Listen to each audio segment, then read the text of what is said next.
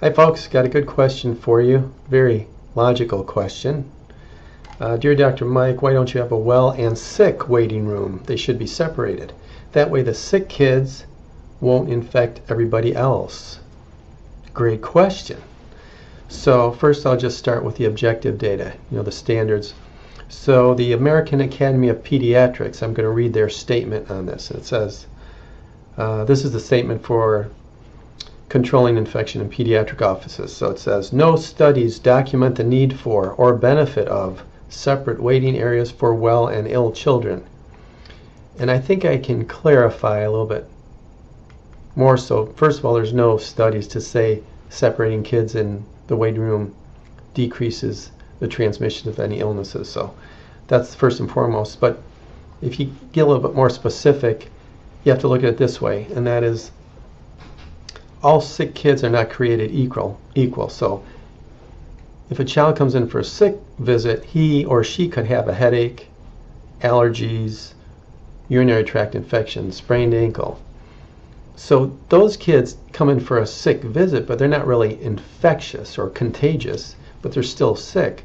So then those sick kids would be with the other sick kids who would come in with cold, fever, flu, runny nose, things like that. So it doesn't really protect all sick children by separating them out.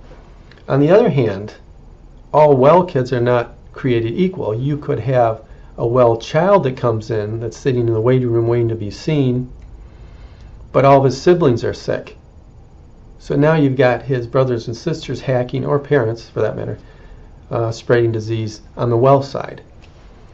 What else is very common is the kids come in for a well check, and then the parents will say, yeah, and by the way, he's had a cough and a cold, really mild for the last few days.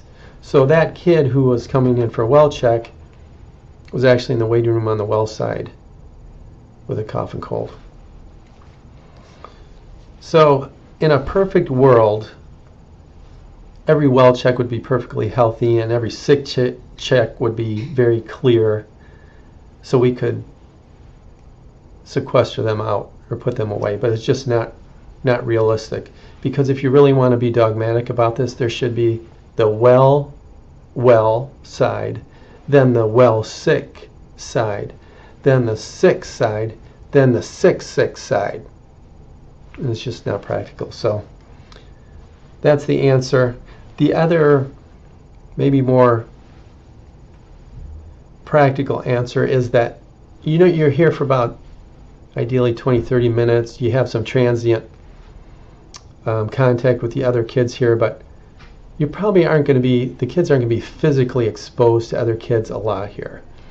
Where they will be is usually at home to sick siblings, or grocery, or restaurants, or place of worship, or daycare, or school. So that's the bottom line of why we don't do it. I hope that answers your question, and have a great week. Bye-bye.